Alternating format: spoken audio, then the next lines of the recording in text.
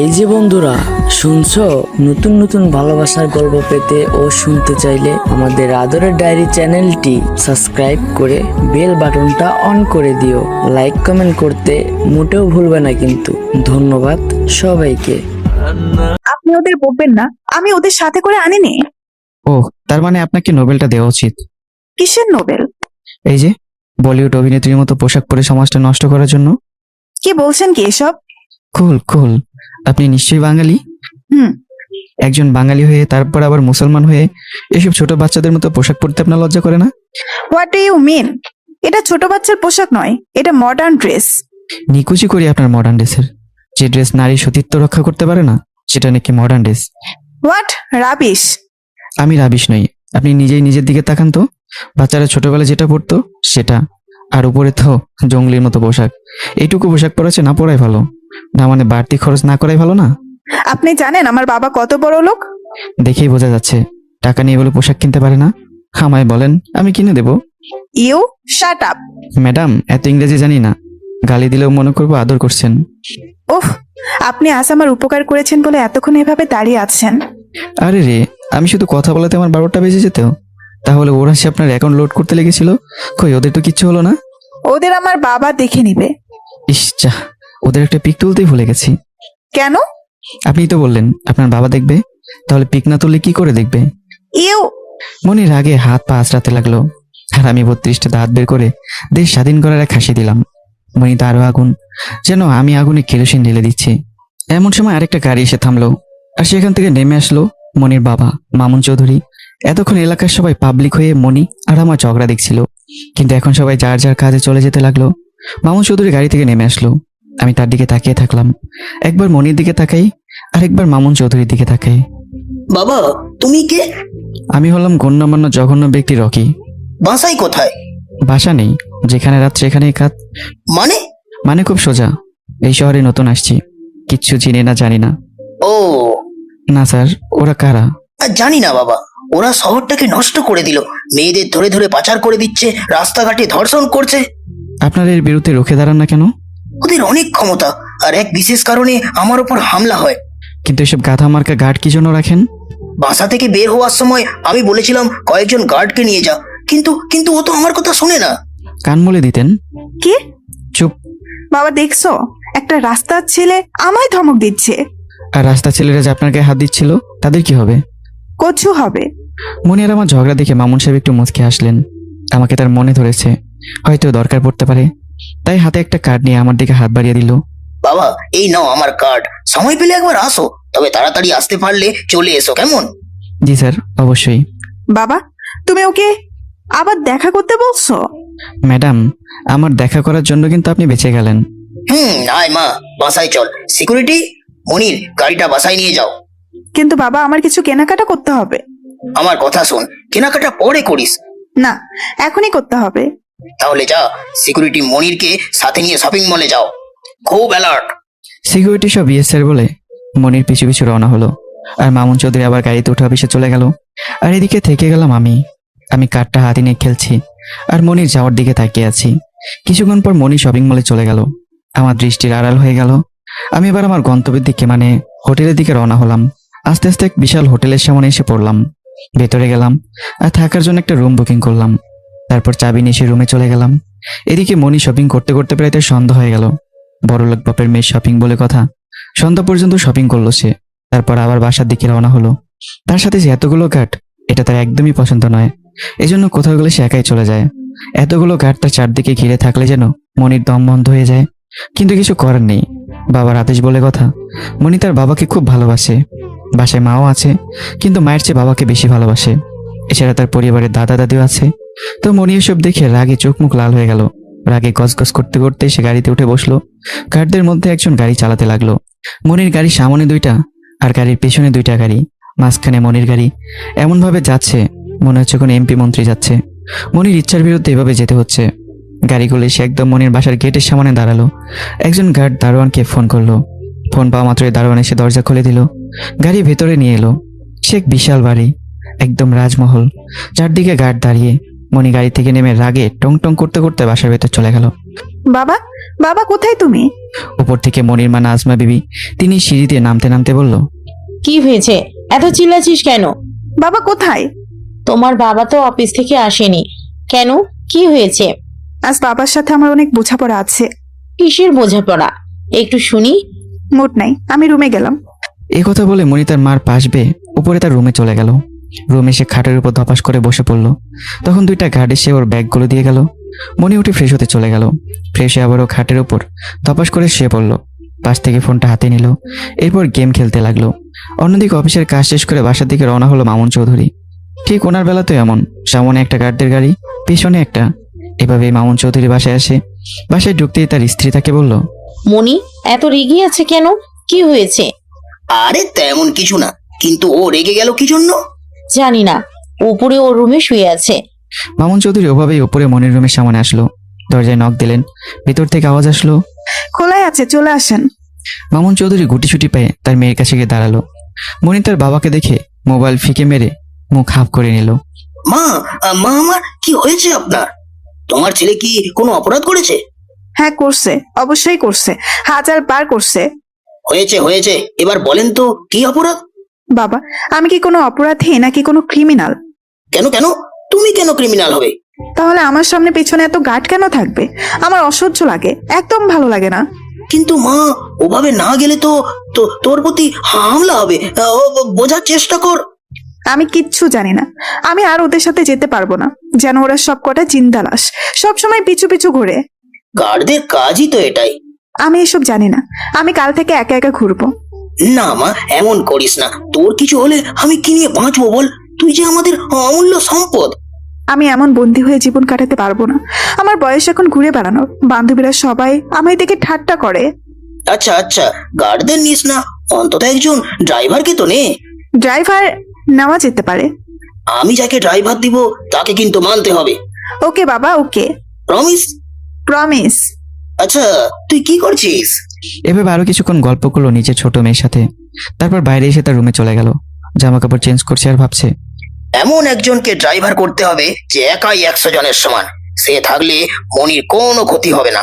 এমন একজনকে খুঁজতে হবে, কিন্তু কোথায় পাবো? মামুন চৌধুরী মনে মনে এসব ভাবছিল। তখন তার স্ত্রী নাজমা বিবি রুমে আসলো। স্বামীকে চিন্তিত দেখে জিজ্ঞাসা করলেন, কি হয়েছে? এমন চিন্তিত দেখাচ্ছে। মনির জন্য এমন একজন ড্রাইভার খুঁজতে হবে যে একাই 100 জনের সমান। কিন্তু মনির আবার হঠাৎ কি হলো? এবার মামুন চৌধুরী তার স্ত্রীকে সব ঘটনা খুলে বলল। মনির উপর হামলা, আর আমি এসে সাহায্য করলাম। মনির গার্ড পছন্দ না, এইসব কিছু বলল। তুমি এত চিন্তা করছো কেন? এই ছেলে কর্তব্যের খাতিরে এত কিছু করতে পারে। সে চাকরির খাতিরে কি না করবে? তুমি কি ওই ছেলেটার কথা বলছো? তা নয় তো কি, ও তো একাই মনিকে রক্ষা করেছে। তার ওর থেকে সাহসী শক্তিশালী কে আছে? আমি ওর কথাই ভাবছিলাম, কিন্তু সে এখন কোথায়? কি করে তাকে পাবো? হাতের কাছে পেয়েও চিনতে পারলে না, এখন তো খুঁজতে হবেই। অবশ্য আমার সাথে দেখা করতে বলেছি ওকে। তাহলে তো হয়েই গেল। এইবার চলো খাবে। তারপর মনির বাবা আর মনির মা আর মনি তিনজন মিলে খেতে বসলো। আর এদিকে আমি হোটেলের রুমে বসে থেকে খাবার খাচ্ছি, কিছু একটা ভাবছি। খাওয়া দাওয়া করে হোটেলের বাইরে আসলাম ঘোরার জন্য, কিন্তু বাইরে বাতাস খুব ঠান্ডা। আমি আবারও ভিতরে ঢুকে পড়লাম। সব রুমের দরজা বন্ধ, কিন্তু শুধু একটা রুমের দরজা একটু ফাঁক হয়ে আছে। আমি ভিতরে উকি দিলাম, দেখতে পেলাম একটা লোক সাদা প্যাকেটে কি যেন ভরছে। তখন আমি রুমের ভিতর চলে যাই, আর একটু পর বাইরে চলে আসি। বাইরে এসে আমি নিজের রুমে চলে গেলাম। কিছুক্ষণের মধ্যে হোটেলে হই হুল্লোড় পড়ে গেল। আমি রুম থেকে বেরিয়ে এসে দেখি পাশের রুমের সামনে সবাই ভিড় করে আছে। আমি সাইড দিয়ে সামনে এসে দেখি লোকটা পড়ে আছে, হাতে বন্দুক, কপাল ফুটো হয়ে বেরিয়ে গেছে, রক্তে মেজে লাল হয়ে গেছে, গায়ের উপর হিরোইন ছিটিয়ে পড়ে আছে। আমি তাকে এভাবে দেখে কান্না করে দিলাম। আল্লাহ গো, এ কি হয়ে গেল? এ কেমন করে হলো? এই এই আপনি কে? স্যার, আমি ওর বন্ধু রকি। বিকেলও আমার সাথে কত সুন্দর করে কথা বললো, কত মিষ্টি মিষ্টি কথা বললো। শান্ত হন, উত্তেজিত হবেন না। স্যার, ওর কি হয়েছিল? কেমন করে এমন হলো? তোমার বন্ধু অতিরিক্ত নেশা করেছে। তারপর কিভাবে খুন হয়েছে এটা পোস্টমর্টমের পরেই বলা যাবে। বন্ধুরে, তুই কেন আমায় নিয়ে গেলি না? দেখো রকি, আমি তোমার কষ্ট বুঝতে পারছি, কিন্তু এটাই এখন মানতে হবে। স্যার, জলিল আমার খুব ভালো বন্ধু ছিল। এখন এটা তোমার বন্ধু কি নেশা করতো? হ্যাঁ স্যার, তার প্রেমিকা তাকে ছেড়ে যাবার পর থেকে সে নেশা করে। মাঝে মাঝে করতো নাকি সব সময়? প্রায় সব সময়। আর যখন সে নেশা করতো তখন সে মেয়েকে না পেলে সে নিজে যে কি করতো নিজেও জানতো না। তুমিও কি করতে? না স্যার, আমাদের বন্ধুদের মধ্যে দুজন নেশা করে। ও ড্রিঙ্কস দাও। স্যার, নেশা করার জন্য সে বাসায় থাকে না, হোটেলে হোটেলে থাকে। তার ফটো দাও। এই নেন, ওর নাম জসিম। পুলিশ আমার কাছ থেকে তার ফটো নিল। তারপর আমি মুচকি এসে রুমের দিকে যেতে লাগলাম। পুলিশ আমার হাসির মানে খুঁজে পেল না। আমি আমার রুমে এসে ব্যাগ সাজিয়ে হোটেল থেকে বেরিয়ে পড়লাম। পুলিশ জলিলের লাশ পোস্টমর্টেম করলো আর তদন্ত করে জানতে পারলো অতিরিক্ত নেশা করার ফলেই নিজে নিজেকে খুন করেছে। এরপর আর জলিল খুনের কেসটা সামনে বাড়ালো না।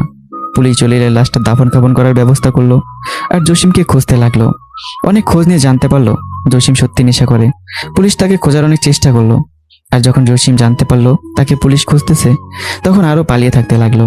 পুলিশ তাকে বাঁচানোর জন্য খুঁজতেছে আর সে ভাবছে তাকে অ্যারেস্ট করবে, এজন্য সে ইচ্ছে মতো পালিয়ে বেড়াচ্ছে। এদিকে আমি এক হোটেল থেকে আরেক হোটেলে শিফট হলাম। হঠাৎ করে মনে পড়লো কেউ আমাকে দেখা করতে বলেছিল। পকেটে হাত দিয়ে দেখি কার্ডটা এখন আছে। সেটা দেখে সেই ঠিকানা অনুযায়ী অফিসে চলে গেলাম। অফিসের সামনে গিয়ে দেখি এক বিশাল অফিস।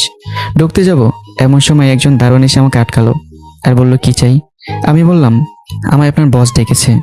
দারোয়ান আমাকে দাঁড়াতে বলে সে মামুন সাহেবের কাছে ফোন দিল। মামুন চৌধুরী বলল সে লোক পাঠাচ্ছে। দারোয়ান ফোনটা রেখে আমাকে ওয়েট করতে বলল। আমি দাঁড়িয়ে থাকলাম। কিছুক্ষণের মধ্যে একটা লোক আসলো আর আমাকে নিয়ে অফিসের ভেতরে যেতে লাগলো। আমি অফিসের চারদিকে তাকিয়ে দেখতে লাগলাম। অফিসটা বেশ বড়ই, অনেক শ্রমিক এখানে কাজ করছে, যে যার কাজে বিজি।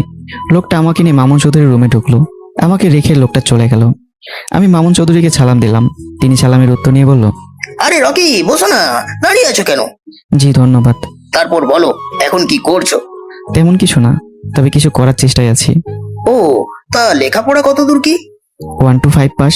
মানে বুঝলাম না। আসলে ক্লাস 5-এ 3বার পরীক্ষা দিছি আর 3বারই আলহামদুলিল্লাহ ছক্কা, তাই পড়ালেখা থেকে ছুটি পাইছি। ও, আবার গাড়ি চালাতে কি পারো?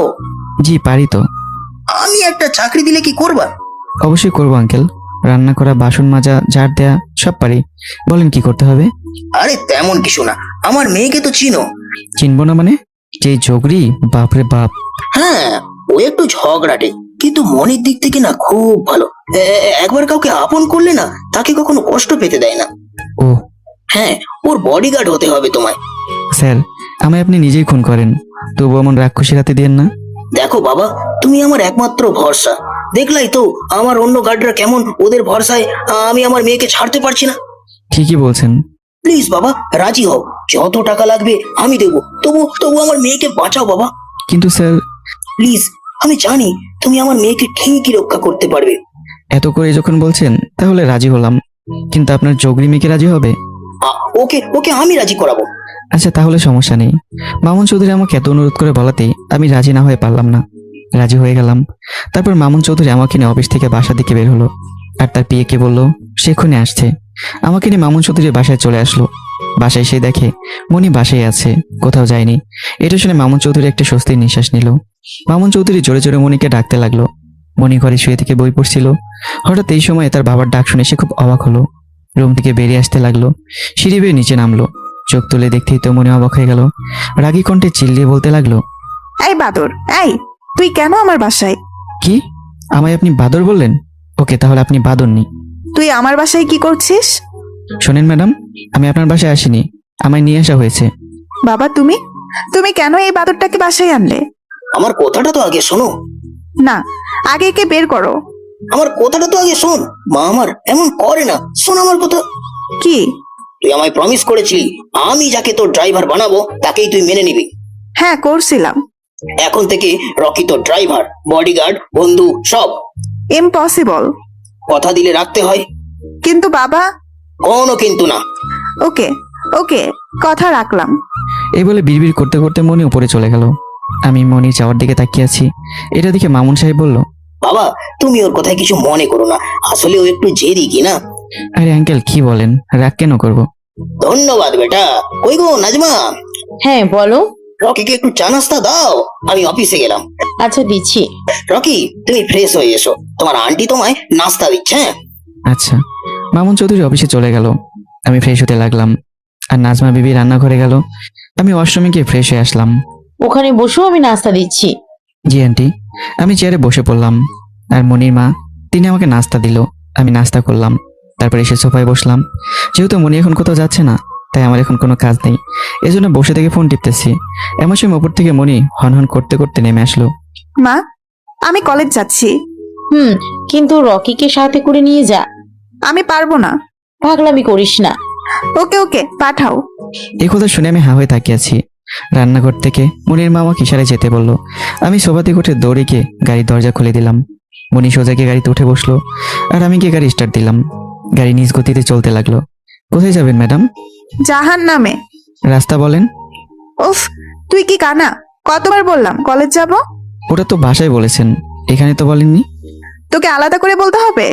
হ্যাঁ, যেহেতু আমি আপনার বডিগার্ড, ড্রাইভার, আবার বন্ধু। কচু, তুই আমার। আমায় দেখতে কি কচুর মতো মনে হয়? না, তুই একদম শাহরুখ খান, যত সব। আজ প্রথম কেউ আমার এত প্রশংসা করলো। তাহলে না চেক। আচ্ছা, তাহলে আপনি একটু ওয়েট করেন, আমি নিচে নেই। ইডিয়েট, গাড়ি থামাবি না, নয়তো বাবার কাছে ফোন করব। আপনি তো নাচতে বললেন। তোকে আমি। ও বাপরে, রেগে ভূত। আর নট কথা। মনি রেগে লাল হয়ে গেছে, আর আমি দাঁত কেলিয়ে মুসকে মুসকে হাসতেছি।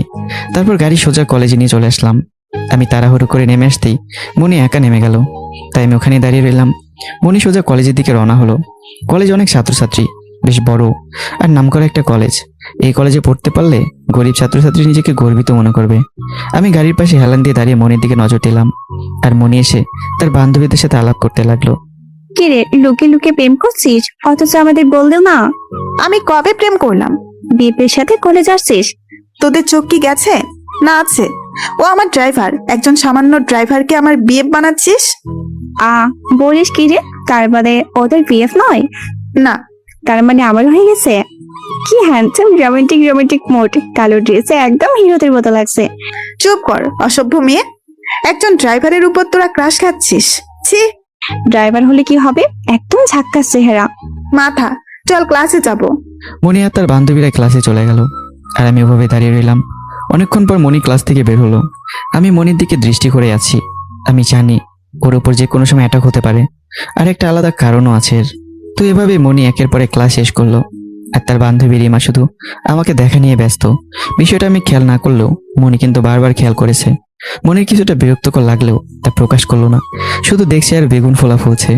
সবকটা ক্লাস শেষে মনি সহ তার বান্ধবীর আমার কাছে এলো। Hi, hello. কেমন আছেন আপনি? আলহামদুলিল্লাহ, ভালো। আপনি? আমি আলহামদুলিল্লাহ। আমি বাসায় যাব। ওকে ম্যাডাম, ওঠেন। মনে চল না, আজ একটু ঘুরে আসি। আজ ম্যাডাম বাসায় যাবে?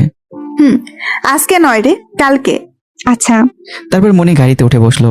আমি গাড়ি স্টার্ট দিলাম, আর সেখান থেকে বাড়ির উদ্দেশ্যে বেরিয়ে পড়লাম। মনি কিচ্ছু বলছে না, শুধু রাগে ফুলতেছে। কিছুক্ষণের মধ্যে বাসায় চলে আসলাম। মনি গাড়ি থেকে নেমেই টং টং করে ভিতরে চলে গেল। আমি গাড়ি পার্কিং করে আমিও ভেতরে গেলাম। বাবা, বাবা, বাবা। দুপুরে মামুন সাহেব অফিস থেকে বাসায় ফিরেছে। গোসল করে একটু বিশ্রাম নিচ্ছিল। রান্না হতে দেরি হবে তাই। তার মধ্যে মনির এমন চিৎকার শুনে লাফিয়ে নিচে চলে আসলো। বাবা, এই তো আমি হাজির। তারপর বল মা, রকি কি তোর কেমন লাগলো? কচু লেগেছে। কি হয়েছে মা, তো রেগে আছো কেন? ও আমার ড্রাইভার, তো ড্রাইভারের পোশাক কেন নেই?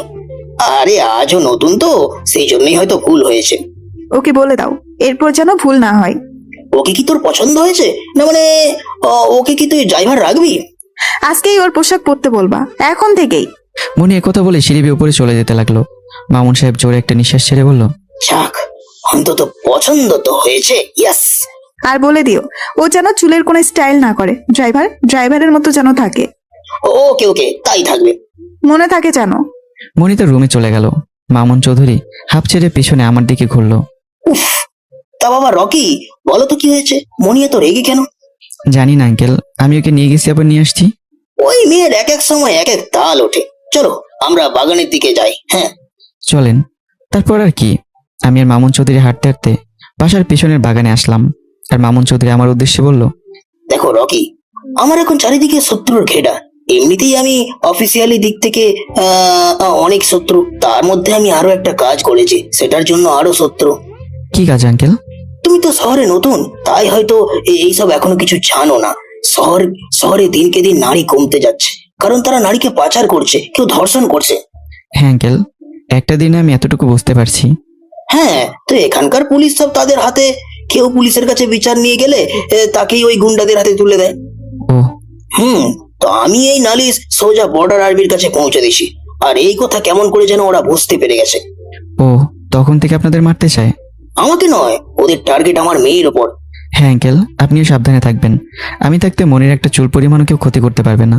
সেজন্যই তো তোমায় বিশ্বাস করেই দায়িত্ব দিয়েছি। আপনি নিশ্চিন্তে থাকুন। আমি আর মামুন চৌধুরী বাগানে গল্প করছিলাম, আর মনি আমাকে খুঁজতে লাগলো বাইরে ঘুরতে যাবে বলে, কিন্তু বাসার মধ্যে পেল না। সেজন্য জোরে জোরে তার বাবাকে ডাকতে লাগলো। মামুন সাহেব শুনতে পেয়ে আমরা দুজনই বাসার ভেতরে আসলাম। মনি, তার বাবা আর আমাকে একসঙ্গে দেখে কিছুটা অবাক হলো আর বলল, বাবা তুমি কোথায় ছিলে? এই তো মা, একটু বাগানে গেছিলাম। আমি বাইরে যাব, তোমাদের গার্ডকে পাঠাতে চাইলে পাঠাতে পারো। সেটা আমায় কেন বলছিস? যাকে বলার তাকেই বল। কি বলবো? বল তুই কোথায় যাবি। আর আঙ্কেল ছাড়েন তো, বলতে হবে না, আসুন ম্যাডাম। গেলাম বাবা, বাই। তারপর আমি দৌড়ে গিয়ে গাড়ির দরজা খুলে দিলাম আর মনি উঠে বসলো। আমি গিয়ে সামনে বসে গাড়ি স্টার্ট দিলাম। কোথায় যাবেন ম্যাডাম? আগে কলেজে চল, আমার বান্ধবীরাও যাবে।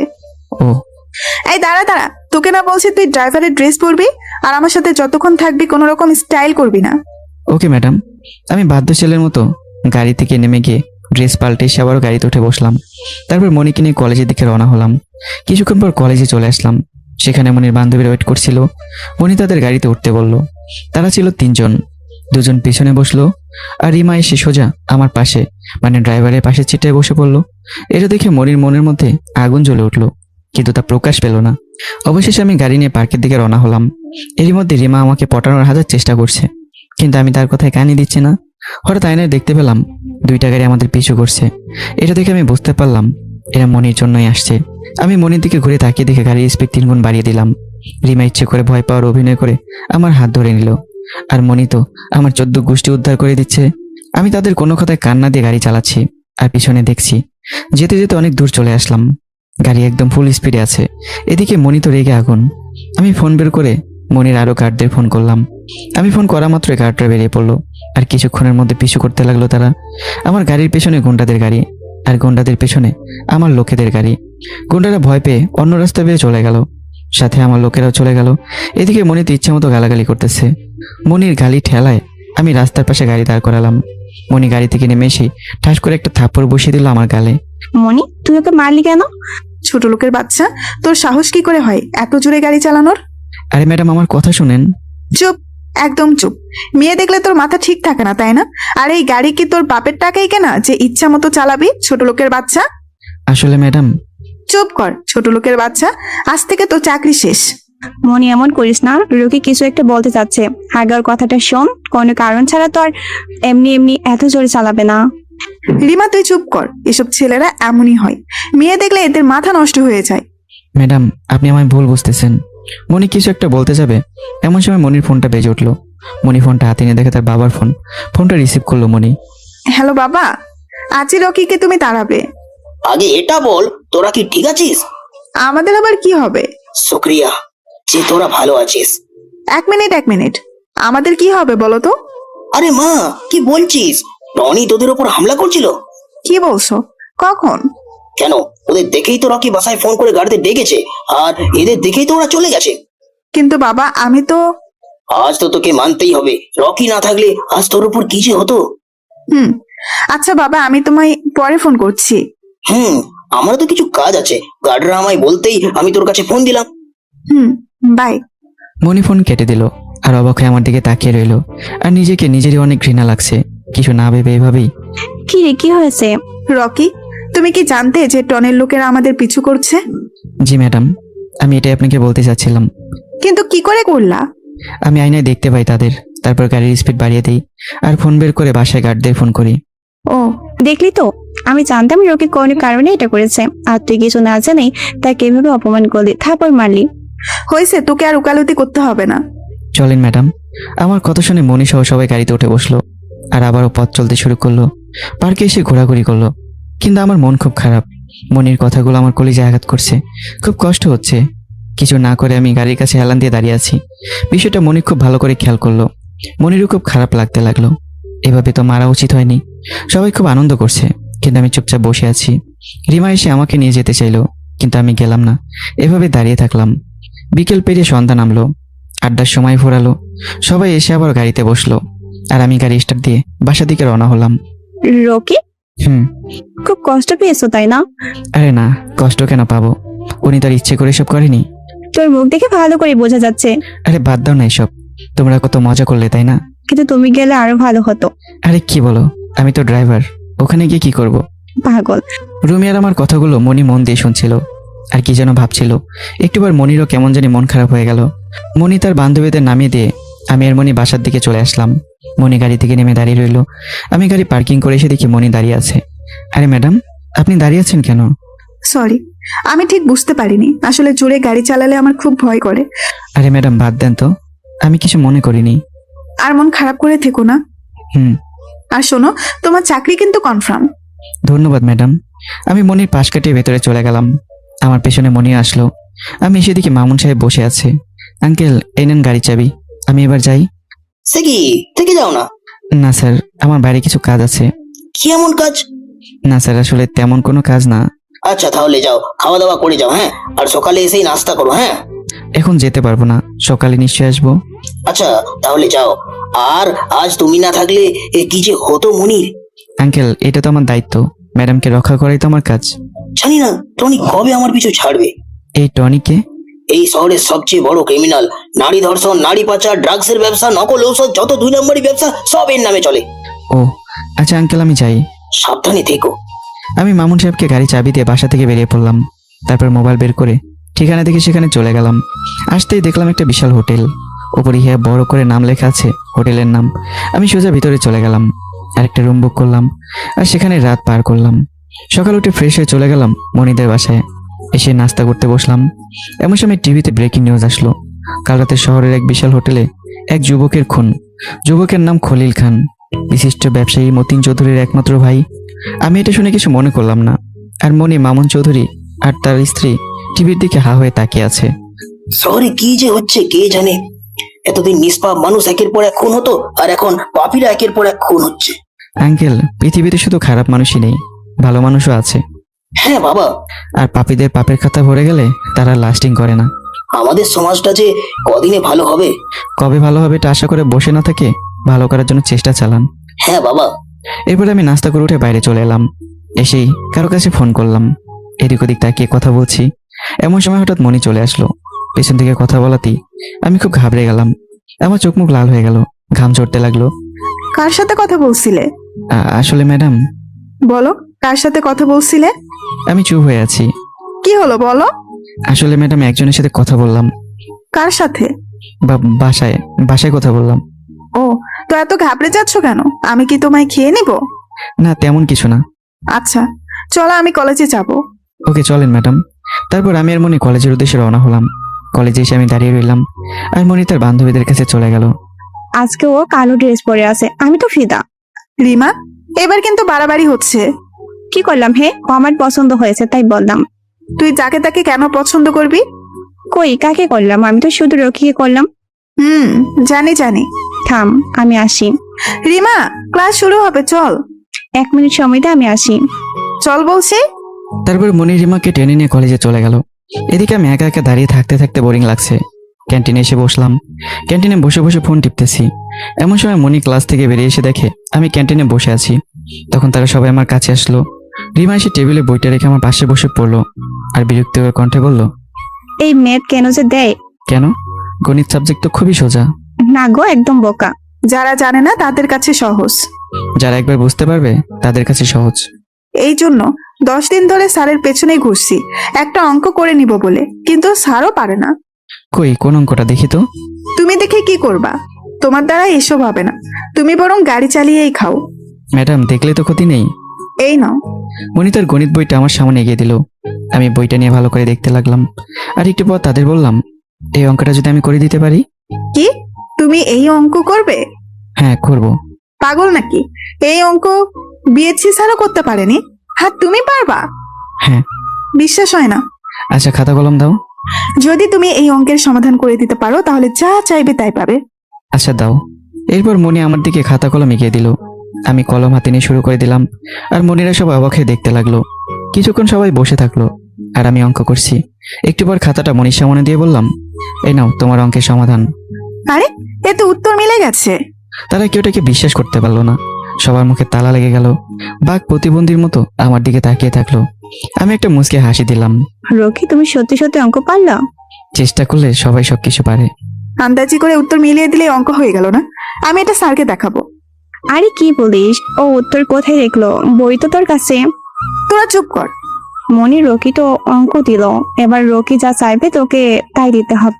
এখনো পারেনি, আগে স্যারকে দেখাই। আমার বিশ্বাস এটা ঠিক হবে। চল স্যারের কাছে। তারপর মনি, রিমা আর তার বান্ধবীরা তাদের স্যারের কাছে চলে গেল। আর আমার একটা খুব গুরুত্বপূর্ণ কলার সাথে আমি একটু আড়ালে সরে গেলাম।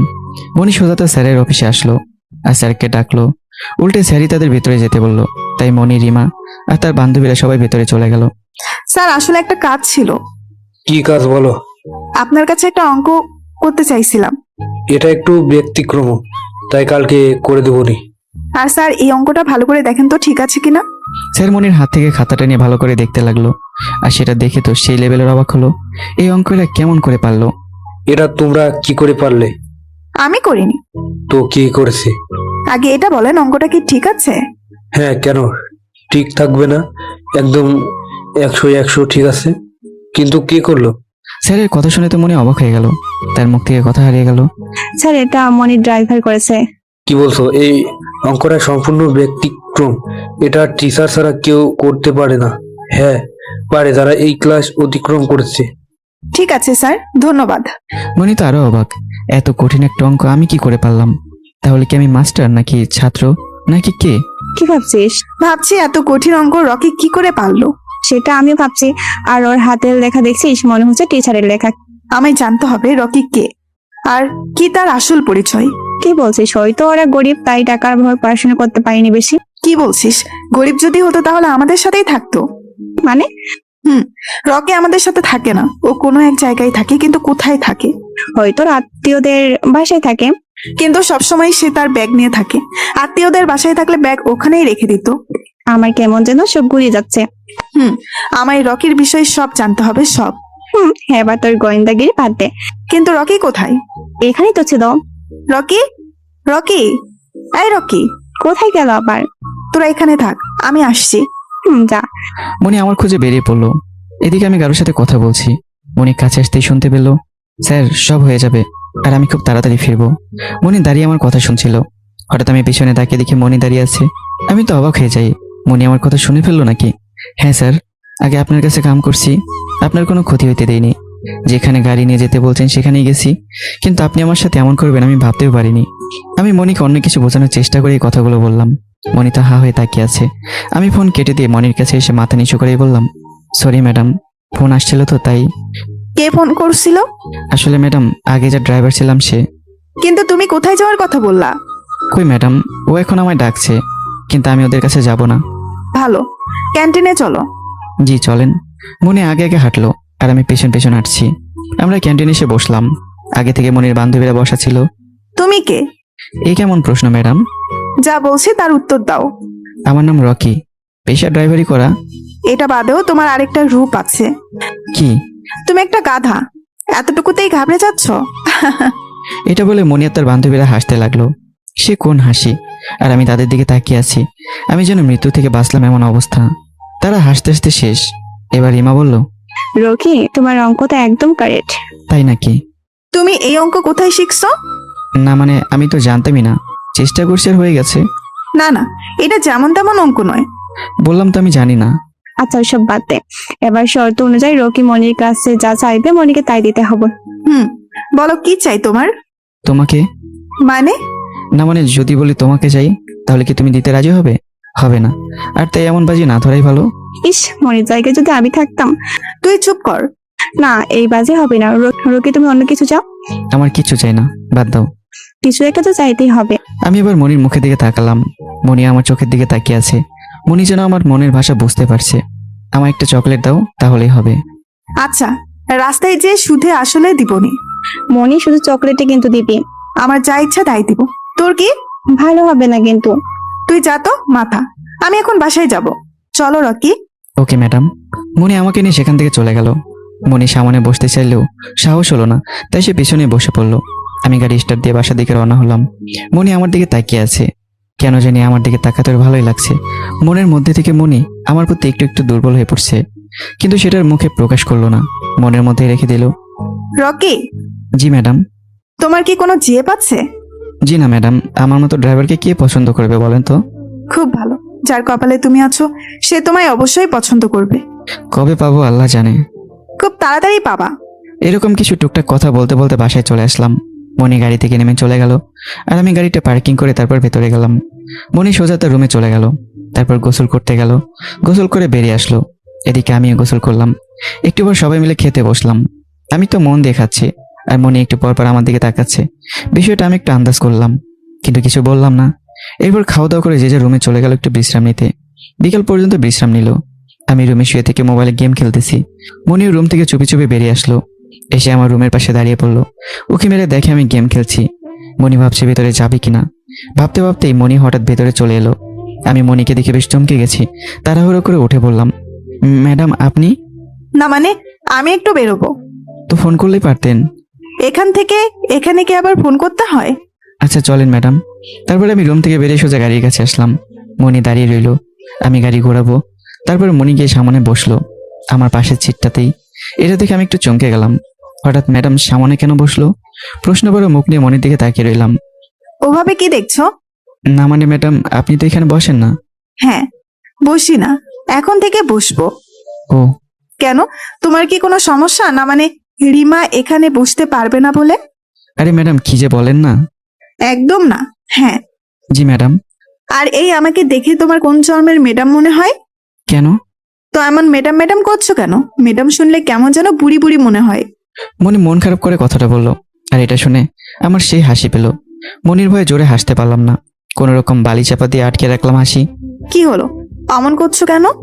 না ম্যাডাম কিছু না। আবার ম্যাডাম? আজ থেকে আমার নাম ধরে ডাকবা, আর তুমি করে বলবা, ওকে? কিন্তু ম্যাডাম। এই শোনো রকি, বাবা কিন্তু আমার বন্ধু হওয়ার দায়িত্ব তোমায় দিছে। আর রিমির সাথে তো ভালোই তুমি তুমি করে কথা বলো, আর আমার সাথে কেন নয়? কিন্তু আমি কিন্তু বাবাকে বলে দিব। আচ্ছা আচ্ছা, এমনিতে আপনার সরি, তোমার নামটা আমার খুব প্রিয়। তাই নাকি? হ্যাঁ, টেনে আমার এক বান্ধবী ছিল, তার নাম মনিরা। আমি তাকে মনি বলে ডাকতাম। শুধুই কি বান্ধবী নাকি অন্য কিছু? আরে না, শুধুই বান্ধবী। খুব ভালো। এভাবে কথা বলতে বলতেই রিমার বাসার সামনে এসে গাড়ি থামালাম। মনি মনে মনে খুব বিরক্ত হলো। রিমাকে দেখলেই তার রাগ উঠে, খুব বিরক্তকর ভাব নিয়ে বসে থাকলো। আমি হর্ন দেওয়ায় রিমা বেরিয়ে আসলো, আর গাড়ির কাছে এসে দেখে তার জায়গায় মনি দখল করে নিছে। এটা দেখে রিমা খুব অবাক হলো, কারণ সে আমার কাছে বসতে চায়। এই জন্য মনিকে বলল, মনি তুই একটু পেছনে যাবি? পারবো না। বোন আমার যাও না। যেতে চাইলে উঠে বস, নয়তো রকি চলো। আরে আরে উঠছি থাক। রিমা অবশেষে পিছনে গিয়ে বসলো। এবার আমি গাড়ি টানতে লাগলাম। তখন রিমা বলল, রকি কেমন আছো? ভালো, তুমি কেমন আছো? আমি ভালো। রকি, তুই কথা বলবি নাকি গাড়ি চালাবি? আচ্ছা সরি। এই বদি, এই তুই আমাদের দুজনকে একসঙ্গে দেখলে এত জেলাস হস কেন? আমি কেন চলবো? তাহলে কি করিস? রকি আমায় পছন্দ করে, আর আমিও রকিকে পছন্দ করি, তাই দুজনে মনের কথাগুলো শেয়ার করি। এই শোন, মনের কথা শেয়ার করার মতো অনেক জায়গা আছে, কথা না বলে ওকে গাড়ি চালাতে দে। রিমা মুখ ভেঁচকে দিয়ে বাড়ি তাকালো, আর দেখতে পেলো কারা যেন মারামারি করতেছে। রকি রকি থামো তো, দেখো লোকটাকে ওরা কত মারছে। আমি গাড়ি থেকে তাকিয়ে দেখি একটা লোককে তিনজন মিলে মারতেছে। আমি গাড়ি থামালাম। রকি যেও না, বিপদ হবে, বাসায় চলো। আমি কোনো কথা না শুনে গাড়ি থেকে নেমে ওদের দিকে আসলাম, আর একজনের কলার ধরে নাক বরাবর দিলাম এক ঘুষি। লোকটা একটু দূরে গিয়ে পড়লো, আর যাকে মারছিল সে আমার পিছনে এসে দাঁড়ালো। ওদের মধ্যে একজন বলল, এই জানিস আমরা টনির লোক। আমি বুঝে গেলাম যে এটা টনির লোক, তাই আচ্ছা মতো আরো ধোলাই করলাম। রাস্তার পাশে বলে তাড়াতাড়ি পুলিশও চলে আসলো। পুলিশকে আসা দেখি মনি গাড়ি থেকে নেমে আমার কাছে আসলো, আর আমি পুলিশকে দেখে তো খুব অবাক হলাম। আর সেম একইভাবে অবাক হলো পুলিশটাও। ওই যে হোটেলে জলিল খুনির ইনকোয়ারি করতে আসছিল, ওই পুলিশটাই এই পুলিশ। আরে রকি, তুমি এখানে? আরে স্যার আপনি? আমার ডিউটি। আমি পাশ দিয়ে যাচ্ছিলাম, আর হঠাৎ দেখলাম এই লোকটাকে মারছিল। খুব ভালো করেছো। আর আমরা তোমার বন্ধুকে বাঁচাতে পারলাম না। আমিও পারলাম না। আমি একই হোটেলে ছিলাম ওকে পাহারা দিয়ে, কিন্তু হঠাৎ এমন হয়ে গেল। আর তোমার বাকি বন্ধুরা কি করে? ওরাও একটা সাধারণ কাজ করে, কিন্তু ওরা টনি ভাইয়ের সাথে কাজ করে। তাহলে কিছু করতে পারবে না। টনি ভাই খুব নাম করা মানুষ। ও ভালো। বন্ধু? কে কার বন্ধু? ম্যাডাম আপনি চলেন। আমি ম্যাডামকে নিয়ে চলে এলাম। মনি অনেক প্রশ্ন জিজ্ঞাসা করলো, কিন্তু আমি একটার উত্তর দিলাম না। সারা বিকেল আমরা ঘুরলাম। মনি আমার সাথ ছাড়ে না। আর রিমাকে তো আমার আশেপাশে আসতেই দেয় না, গার্ডের মতো করে ঘিরে আছে। মনির মনে হাজার প্রশ্ন জাগতে লাগলো, যে আমি কে, আমার আসল পরিচয় কি, আর আমি এখানে কেন আসছি। মনির মাথায় এমন হাজারো প্রশ্ন জাগলো, কিন্তু সে আমাকে কিছু বললো না। সন্ধ্যা হওয়ার পর আমরা বাসায় গেলাম। মনিকে বাসায় রেখে গাড়ির চাবি মামুন সাহেবকে দিয়ে আমি বেরিয়ে আসলাম। আবার আগের মতো মোবাইলের ঠিকানা দেখে সেখানে চলে গেলাম। আজকে একটা বিশাল হোটেল, সেখান থেকে একটা রুম বুকিং করলাম। রুমে গিয়ে বিশ্রাম করতে লাগলাম। এদিকে মনি রুমে বসে বসে আমার কথাই ভাবছে, আমাকে যেন তার মনের মধ্যে বসিয়ে নিয়েছে। কিন্তু মনি নিজেকে বাধা দিল। আমার আসল পরিচয় না জেনে আমাকে নিয়ে স্বপ্ন দেখে ঠিক হবে না এসব ভেবে। মামুন সাহেব বাসায় আসার পর মনি তার কাছে গেল। মামুন সাহেব ফ্রেশ হয়ে এসে ড্রয়িং রুমে বসে থেকে খবর দেখছিলেন। এমন সময় মনি এসে তার বাবা মানে মামুন সাহেবের পাশে বসে পড়লো। কিরে, কিছু বলবি? বলতে তো চাই অনেক। হ্যাঁ বল। বাবা, রকিকে ওর আসল পরিচয় কি? হঠাৎ এমন প্রশ্ন? বলো বাবা, আমার জানতে হবে। ওর বাসা পাশের শহরে, ওর মা বাবা দাদা দাদি আছে পরিবারে। আর তার যোগ্যতা কি? ক্লাস 5-এ 3বার পরীক্ষা দিচ্ছে আর 3বারই ফেল, সেই জন্যই পড়াশোনা বাদ। এই শহরে কি ওর কেউ আছে? না, এই শহরে সে নতুন, কিচ্ছু চিনে না। ও, মনি তার বাবার কথা শুনে পুরো অবাক। এটা কি করে হতে পারে, কেমনে সম্ভব? মনি তাড়াতাড়ি করে তার রুমে চলে আসলো আর নাম্বারে ফোন দিল। তারপর পুলিশের সাথে কানেক্ট হওয়ার পর জানতে পারলো কোন থানার। পুলিশ মনিকে সবকিছু বলল, সে কোন থানায় থাকে। এরপর মনি তাকে বলল, আচ্ছা, আপনি কি রকি নামের কাউকে চেনেন? হ্যাঁ চিনি তো। আজকে বিকেলে দেখা হয়েছিল? হ্যাঁ, ছেলেটা খুব একা হয়ে গেছে। কেন? তার 4টা বন্ধু, তার মধ্যে 2জন মারা গেছে, এজন্য সে অনেক ভেঙে পড়েছে। তাদের বন্ধুত্ব কতদিনের? ও তো আমায় বলেছে ছোটবেলা থেকে ওরা বন্ধু। ও, ধন্যবাদ স্যার, ভালো থাকবেন। জি। মনি ফোন কেটে দিল। এবার তো মনি নিশ্চিত আমি কোনো মতলব নিয়ে এখানে আসছি, কিন্তু কি সেটা তার বের করতেই হবে। মনি বসে বসে চিন্তা করছে। রকিকে আর কেন আমাদের কাছে আসছে? যদি আমাদের মারতে চাইতো তাহলে তো এতদিন মেরেই দিত। টনির হাত থেকে আমাদের বাঁচাতো না। কি চাই রকি? আর হোটেলে থাকাও কি তার কোনো মতলব আছে? আমায় সবকিছু জানতে হবে। মনে এক মস্ত বড় চিন্তায় পড়ে যায়, যে করেই হোক আমার গোপন রহস্য সে বের করবে, কিন্তু কি করে করবে এটা নিয়ে তার মাথায় চিন্তা ঘুরপাক খাচ্ছে। এমন সময় মামুন চৌধুরী মনির রুমে নক করলো। দরজা খোলা থাকায় চলে এলো। মনি মনে মনে ভাবলো তার বাবাকে এসব কিছু বলবে না, তাই একদম সাধারণ হয়ে গেল। কি রে মা, কি হয়েছে তোর? কই বাবা, আমার আবার কি হবে? তাহলে হঠাৎ করে চলে এলি কেন? আসলে বাবা, আমি ফোনে গান চালু করে নিচে চলে গেছিলাম, মনে হতেই দৌড়ে চলে আসছি। ও, তা কি করছিস বসে থেকে? কই কিছু না তো, এমনিই বসে আছি। ও, তা রকিকে তোর কেমন লাগছে?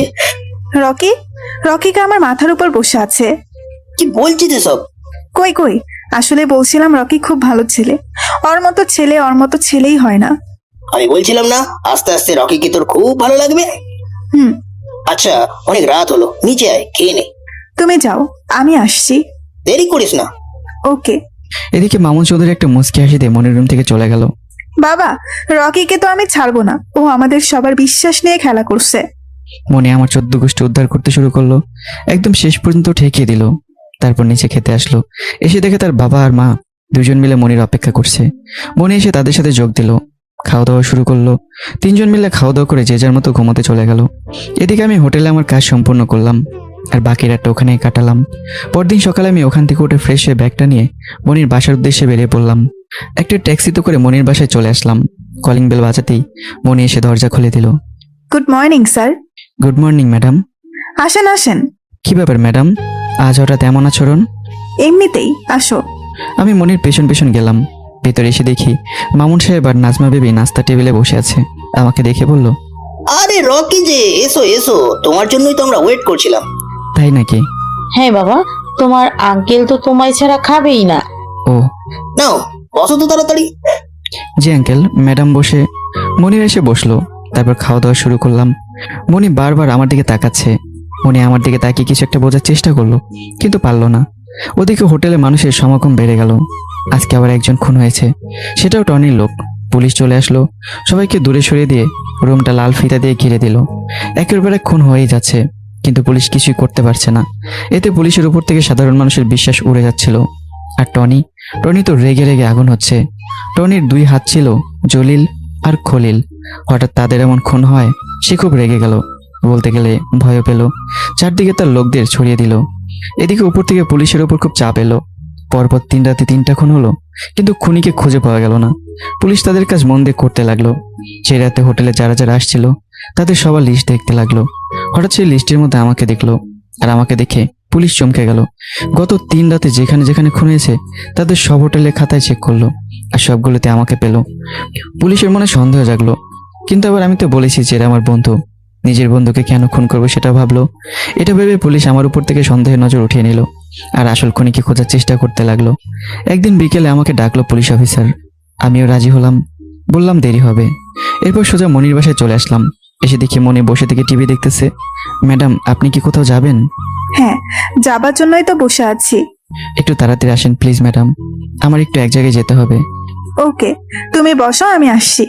আমি ওখানে দাঁড়িয়ে রইলাম, আর মনি ভেতরে চলে গেল। রুমে গিয়ে ফ্রেশ হয়ে তৈরি হয়ে চলে এলো। তারপর বলল, রকি, এবার চলো। জি ম্যাডাম। আমি গাড়ির গেট খুলে দিলাম। মনি গিয়ে বসলো। তারপর আমি গাড়ি স্টার্ট দিলাম। গাড়িটা নিজ গতিতে চলতে লাগলো। কিছুক্ষণের মধ্যে পুলিশ স্টেশনে চলে আসলাম। মনিকে গাড়িতে বসে রেখে গাড়ি লক করে আমি ভেতরে চলে আসলাম। Hi sir. Hello mister Rocky, বসো। স্যার, বাইরে আমার ম্যাডাম বসে আছে, তাড়াতাড়ি যেতে হবে। আচ্ছা রকি, এটা বলো, তুমি এই 3 রাতে আলাদা আলাদা হোটেলে কেন থাকো? স্যার, জলির মরার পর আমার খুব ভয় হয়, তাই খলিলের কাছে যাই। অনেক রাত পর্যন্ত গল্প করি, তারপর সবাই মিলে ঘুমোতে যাই, আর তারপর রকি রকি আমি বুঝতে পারছি তোমার কষ্টের কথা, কিন্তু কিছু করার নাই। স্যার, আমার ভয় করছে, এবার মনে হয় আমি টার্গেট। ভয় পেও না, আর কিছু করতে পারবে না। জি স্যার। এবার তুমি যেতে পারো। ধন্যবাদ স্যার। আমি পুলিশকে বিদায় দিয়ে বাইরে গাড়িতে চলে গেলাম, কিন্তু পুলিশের মন থেকে যেন সন্দেহই যাচ্ছে না, কিছু একটা ঝামেলা মনে হচ্ছে। আমি গাড়িতে বসে গাড়ি ড্রাইভ করতে লাগলাম। রকি, কোথায় গেছিলে? ম্যাডাম, আমার একটা কাজ ছিল, তাই। পুলিশ স্টেশনে কি কাজ? পুলিশ অফিসার আমার চেনা পরিচিত, তাই দেখা করলাম। ও, আজকে কোথায় যাবেন ম্যাডাম? আজকে একটা নতুন জায়গায় যাব, তুমি আর আমি। কেন? এমনি।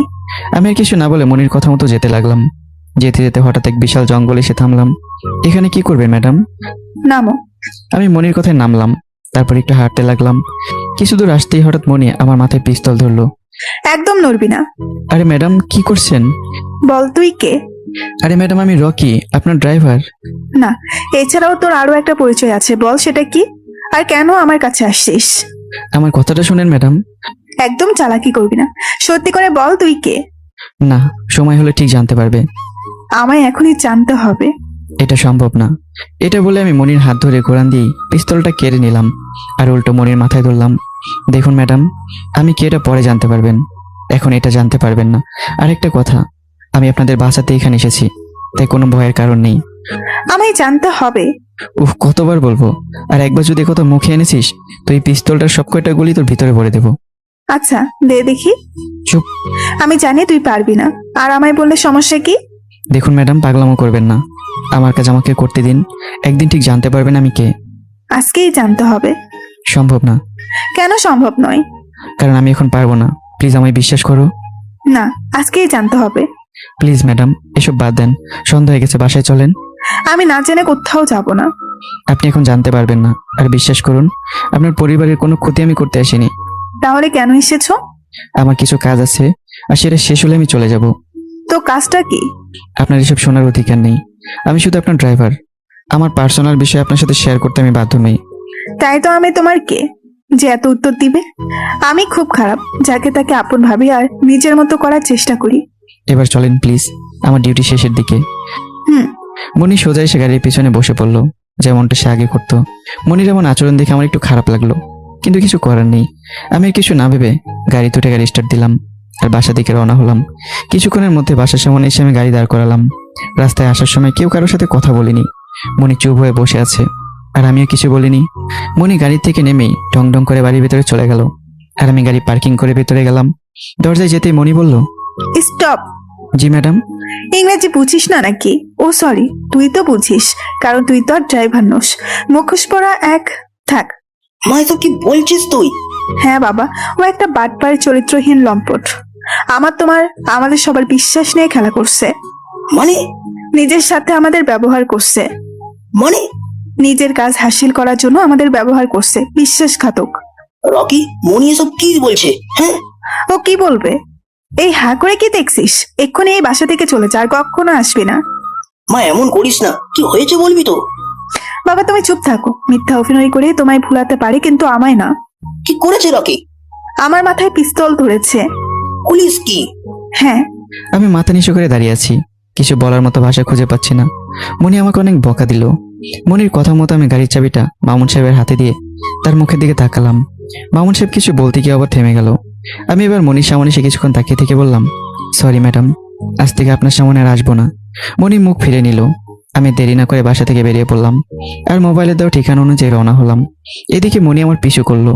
আমি কি কাজ করি বা কোথায় থাকি এটা দেখার জন্য আমার পিছু করলো। কিছু দূর যাবার পর আমি এক বিশাল হোটেলে ঢুকে পড়লাম, আর সাথে সাথে মনিও ঢুকে পড়লো। আমি একটা রুম বুকিং করে চাবি নিয়ে চলে গেলাম। আমার আর শেষ অপারেশন, এরপর ডিরেক্ট টনি টার্গেট। সেজন্য কোনো রকম রিস্ক না নিয়ে কাজ শুরু করলাম। রেজিস্ট্রেশন খাতায় দেখলাম রফিক 103 নম্বর রুমে আছে। রফিক হলো টনির হেড, মানে বুদ্ধিদাতা। রফিকের কথা মতো টনি কাজ করে। আমি সোজা 103 নম্বর রুমে চলে আসলাম। রফিক মেয়েদের নামে সিরিয়াল গণনা করছিল, কটা মেয়ে পাচার করবে। তো এমন সময় আমি ভেতরে চলে গেলাম। এরপর আমার কাজ করে বেরিয়ে আসতে যাব, এমন সময় সামনে এসে হাজির হলো মনি। মনিকে এই সময় দেখে আমি ভয় পেয়ে গেলাম। মনি আমার দিকে ঘৃণার দৃষ্টিতে তাকিয়ে আছে আর বলছে, ছি রকি ছি, তুমি মানুষকে খুন করতে পারো? আমি তো ভেবেছিলাম শুধু মানুষের মনকে খুন করো, কিন্তু এখন তো তার উল্টা দেখছি। আমি বললাম, ম্যাডাম আপনি এখানে? আমি দেখতে আসছিলাম তুমি এমন কি কাজ করো যার জন্য নিজের পরিচয়টাও গোপন করলে। আর এখানে না আসলে তো জানতেই পারতাম না তুমি একজন খুনি। ম্যাডাম আমার কথাটা শুনেন। বল, এভাবে আর কতজনকে মেরেছিস? আমি তাদের উপযুক্ত শাস্তি দিয়েছি। শাস্তি তো এবার তোর হবে। আমি এক্ষুনি পুলিশকে ফোন করব। Sorry madam. কি জন্য? এই জন্য। আমি পকেট থেকে রুমাল বের করে মনির নাকে ধরলাম, আর তখনই মনি আমার উপরে পড়ে গেল। আমি মনিকে নিয়ে সোজা এসে গাড়িতে বসিয়ে দিলাম। এটা আবার পুলিশ দেখে ফেললো। উপরতলা থেকে আওয়াজ আসছে, খুন হয়েছে। এবার পুলিশ উপরে চলে গেল। আর মনি যখন পিছু করতে করতে একা আসছিল, তখন টনির লোকেরাও মনির পিছু করে আর এখানে এসে পড়ে। এসে দেখতে পায় কে যেন মনিকে কিডন্যাপ করছে। টনির লোকেরা ভাবলো মনিকে টনির হাতে না দিতে পারলে তারা মারা যাবে, তাই আমার দিকে ধেয়ে আসতে লাগলো। আমি পেছনে তাকে দিকে একটা গাড়ি আসছে, তার থেকে কয়েকজন মাথা বের করে আমাদের দিকে ধেয়ে আসছে। আমি বুঝে গেলাম এগুলো টনির লোক। আমি গাড়িতে বসে গাড়ি টান দিলাম। আস্তে আস্তে তারা কাছাকাছি এসে পড়ছে। আমি ঠেকাতে গেলেও তো পারবো না, তাই গাড়িতে ফোন দেওয়ার জন্য পকেটে হাত দিলাম। পকেটে হাত দিয়ে তোমার মাথা ঘুরে গেল, কারণ মোবাইল বাসায় রেখে আসছি। এবার কি হবে? মনির মোবাইলে লক মারা আছে, আর ও তো এখন অজ্ঞান অবস্থায়। যা করার আমাকেই করতে হবে। এদিকে টনির লোকের অস্ত্র শস্ত্র নিয়ে আছে। আমার ডান পাশে একটা গাড়ি, বাঁ পাশে একটা গাড়ি। একটু এদিক ওদিক হলেই সবাই শেষ। গাড়ি ঘোরান দিতেই ডান পাশের গাড়ির সাথে খুব জোরে ধাক্কা খেলো। এবার ডান দিকে ঘোরাতেই ডান পাশেরটা ধাক্কা খেলো। গাড়ির ধাক্কা ধাক্কিতে মনি বাস্তবে ফিরে আসলো। চোখ খুলতে এমন অবস্থা দেখে মনি খুব ঘাবড়ে গেল, খুব জোরে চিৎকার করলো। আমি মেন রাস্তার বদলে অন্য রাস্তা দিয়ে চলে গেলাম, আর টনির লোকেরা ভুল করে সোজা চলে গেল। ম্যাডাম কি করছেন? এসব কি হচ্ছে? আর আমায় নিয়ে তুই কোথায় যাচ্ছিস? চুপ করে বসে থাকেন। আগে বল, তুই আমায় কোথায় নিয়ে যাচ্ছিস? সেটা জানি না। আমি তোর কথা ফাঁস করে দিছি, আবার খুন করতে দেখে নিয়েছি বলে কি আমায় মারতে চাস? আমি কোনো খুনি না। আমি নিজের চোখে দেখেছি, আর এখন আমাকেও খুন করতে নিয়ে যাচ্ছিস? না, চুপ করে বসে থাকেন। কে আছো? বাঁচাও, বাঁচাও আমায়। এই খুনি আমায় খুন করতে চায়, প্লিজ কেউ বাঁচাও। এই চুপ, একদম চুপ, একটা কথা বলবো না। আমার এমন ধমক শুনে মনি একদম ভেজা বিড়াল হয়ে গেল, চোখ দুটো ছোট ছোট হয়ে গেল। ঠিক তখনই পেছনে আবার টনির লোকেরা চলে আসলো। তাদের গাড়ি একদম পুলিশের গাড়ির মতো, তাই দেখে মনি ভাবলো হয়তো এরা পুলিশ। এই তো পুলিশ এসে গেছে, এখন আমায় ওরা বাঁচিয়ে নিবে। ওরা পুলিশ নয়, ওরা টনির লোক। মিথ্যা কথা বলে আমায় মারতে চাস? একবার ভালো করে তাকিয়ে দেখেন। বাইরে তাকাই আর তুই আমায় ধাক্কা দিয়ে ফেলে দে। তাহলে চুপচাপ বসে থাকেন। আমার কথা মতো মনি একবার বাইরে তাকিয়ে দেখি সত্যি সত্যি ওরা টনির লোক। গাড়ির ভেতর থেকে চাকু সোরা বাইরে নাড়াচ্ছে। কি? কিন্তু ওরা কি চায়? আপনাকে। ওকে, তাহলে আমার মারাচ্ছে ওদের হাতে তুলে দে। আমার প্রতি বিশ্বাস না থাকলে নামতে পারেন। এতদিন যখন আপনাকে রক্ষা করতে পেরেছি, তাহলে এখনো পারবো। মনে আর কোনো উপায় না পেয়ে চোখ বন্ধ করে আমার হাত শক্ত করে জড়িয়ে ধরলো। আমি কিছু না বলে মুচকে হাসি দিলাম। আর এদিকে টনির লোকটা ধাক্কা ধাক্কি দিচ্ছেই। এবার অস্ত্র বের করে গাড়ির গ্লাস ভেঙে দিল। আমি এবার গাড়ির স্পিড বাড়িয়ে দিলাম। হঠাৎ দুই পাশ থেকে আরো দুইটা গাড়ি সোজা আমার গাড়ি বরাবর আসছিল। আমি গাড়ির গিয়ার ঠেকিয়ে দিলাম টান। একটু আগা পিছু হয়ে গাড়ি দুইটা একসঙ্গে ধাক্কা লাগে ব্লাস্ট হয়ে গেল। আর বাকি রইল দুইটা। আমি এভাবে চেষ্টা করে বাকি দুইটাকে শেষ করলাম। এবার গাড়ির স্পিড আস্তে আস্তে কমিয়ে আনলাম। রাস্তার মধ্যে হঠাৎই গাড়ি থেমে গেল। কি হলো? এখানে কেন থামলি? ম্যাডাম, গাড়ি থামায়নি, ও থেমে গেছে। কেন? ওর আবার কি হলো? ক্ষুধা পেয়েছে ওর। যা, তাড়াতাড়ি ঠিক কর আর আমায় বাসায় রেখে আয়। জি। আমি গাড়ি থেকে নেমে পড়লাম, সাথে মনিও নামলো। নেমে দেখি গাড়ির 12টা বেজে গেছে। অনেক ক্ষতি হয়েছে গাড়ির। ম্যাডাম, আজ এটা ঠিক করা ইম্পসিবল। তাহলে বাসায় কেমনে যাব? যাওয়া যাবে না। হ্যাঁ, হবে না। আমি বাসায় যাবো। আমায় কেন কিডন্যাপ করলি? আরে ম্যাডাম, ছোট বাচ্চার মতো কান্না করেন কেন? এখান থেকে আপনার বাসা প্রায় 200 কিলোমিটার। আমি জানি না, আমি বাসায় যাব। আমায় নিয়ে চলো। আচ্ছা, আপনাকে একটা গাড়ি ঠিক করে দিচ্ছি, চলে যান। আর তুমি? আমি এখানেই থেকে যাব। কালকে গাড়ি নিয়ে বাসায় চলে যাব। আমায় যে পাঠিয়ে দিচ্ছ, রাস্তায় যদি আমার 12টা বাজিয়ে দেয় তো? আপনি তো বাসায় যাওয়ার জন্য কান্না করতেছেন। এটা গ্রাম মনে হচ্ছে? হ্যাঁ, গ্রামে থাকা আমার খুব শখ। কিন্তু ম্যাডাম, তার আগে আপনার বাবাকে জানান। আমার ফোন অফ হয়ে গেছে। তো নাচেন। আমি চললাম। কি সুন্দর জ্যোৎস্না ভরা রাত, মাটির রাস্তা। আরে কই যান? গ্রামে কিন্তু শিয়াল কুকুর বেশি থাকে। হ্যাঁ, ধুর, আর যাবই না। মনি ফিরে এসে আমার পাশে দাঁড়ালো। আমি আশেপাশে খুঁজলাম কোনো বাড়িঘর আছে নাকি। সামনে দেখলাম একটা বাড়ি থেকে আলো বের হচ্ছে। আমরা ওখানে চলে গেলাম। ম্যাডাম, একজন পুরুষের সাথে রাত পার করতে আপনার ভয় করে না? যাকে বিশ্বাস করা যায় তার সাথে এক রাত কেন, সারা জীবনও কাটানো যায়। সিনেমার ডায়লগ বাদ দেন আর সামনে হাঁটেন। আর তাছাড়া তুই তো আমায় মেরেই ফেলবি। আরেকবার মারার কথা বললে কিন্তু সত্যি সত্যি মেরে দেব। আমার ধমকে মনি চুপ হয়ে গেল। হঠাৎ সামনে জোনাকি পোকা আসায় মনির মনে আনন্দের আর শেষ রইল না। মনি মনের আনন্দে নাচতে নাচতে দৌড় দিল, আর আমি তার পেছন পেছন দৌড় দিলাম। উপায় নেই, মনির সাথে থাকতে হবে। মনি শহর থেকে গ্রামে আসছে, তার জন্য মনে হচ্ছে জেল থেকে বেরিয়ে খোলা আকাশের নিচে দাঁড়িয়ে আছে। খুব আনন্দ হচ্ছে তার।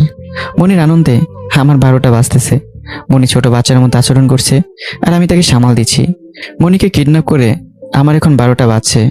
অবশেষে আমরা দুজনে সে বাড়িটাতে এসে পড়লাম। ধাক্কা দিতে দরজা খুলে গেল। আমরা ভেতরে গেলাম। এক পিচ্চি এসে আমার সামনে পিস্তল ধরলো। আমি হাত উপরে করলাম। পিচ্চিটা এসে দিল আর বললো এটা খেলনা পিস্তল। আমি তার কাছে গিয়ে তার গাল টেনে দিলাম। তখনই ভিতর থেকে একটা লোক আসলো। তার নাম হলো ইন্সপেক্টর রাজু, এই থানারই পুলিশ। আমার কাছে এসে বলল, আরে রকি স্যার, আপনি? আমায় কি আপনি চিনেন? হ্যাঁ, অবশ্যই চিনি, আপনাকে আমরা দেখেছি। মানে? ও, তার মানে আপনিও রকির সাথে যুক্ত? আরে না ম্যাডাম, ইনি আমার থেকে উপরে। মানে আপনি ছোটখাটো খুন করেন? ম্যাডাম, এসব কি বলছেন? ঠিকই তো বলছি। জানেন উনি কে? উনি হলো এই থানার পুলিশ অফিসার। কি? হ্যাঁ। স্যার, আপনি তো এখনো কি সিক্রেট মিশনে আছেন? হ্যাঁ হ্যাঁ, আজকেও একটা খুন করছে। স্যার, ইনি কে? ওর নাম মনি। আমি ওর খুন করতে দেখে ফেলছি বলে আমায় কিডন্যাপ করছে। কি বলছেন? ও কেন কিডন্যাপ করবে? ম্যাডাম, আপনি আমার সাথে আসেন। রাজু স্যার আসলে এ আমার এক বন্ধু। এসব থাক এখন। ওকে। রকি, ও থামবে কেন? আপনাকে পরে সব বলবো, এখন একটু চুপ করে বসেন। আগে বলো, এসব কি সিক্রেট মিশন মানে কি? দেখুন ম্যাডাম, এসব শোনার অনেক টাইম আছে, আপনি ফ্রেশ হয়ে নিন। আগে আমায় সব বলো, তুমি কেন এখানে আসছো? এটা আমার একটা মিশন, প্লিজ এসব বাদ দাও, কেউ শুনলে ঝামেলা হবে। দেখুন, আপনি তো উত্তেজিত হবেন না, রকি আপনাকে সব বলবে। না, আমি এখনই সব শুনবো। প্লিজ ম্যাডাম চুপ করেন, প্লিজ প্লিজ। ওকে। যান, ফ্রেশ হয়ে নিন। রাজু মনিকে পানির ব্যবস্থা করে দিল। মনি হাত মুখ ধুয়ে নিল। শহরের মেয়ে গ্রামের পানিতে হাত মুখ ধুতে একটু অসুবিধা হচ্ছিল, কিন্তু মনি সেটাতে কিছু মনে করলো না। আমি বাইরে এসে দাঁড়িয়ে থেকে তারা দেখছি। মনি আমাকে খুঁজে পেল না। স্যার, রকি কোথায়? ও তো মনে হয় বাইরে গেছে। এত রাতে বাহিরে? হ্যাঁ। ও আচ্ছা। তারপর মনিয়া বাইরে চলে এলো। জ্যোৎস্নার রাত খুব মায়াবী হয়, একদম দিনের মতো হয়ে থাকে, কোনো আওয়াজ থাকে না, একদম নিরিবিলি প্রকৃতির হয়। এমন পরিবেশে একা একা বসে থাকতে সবারই ভালো লাগে।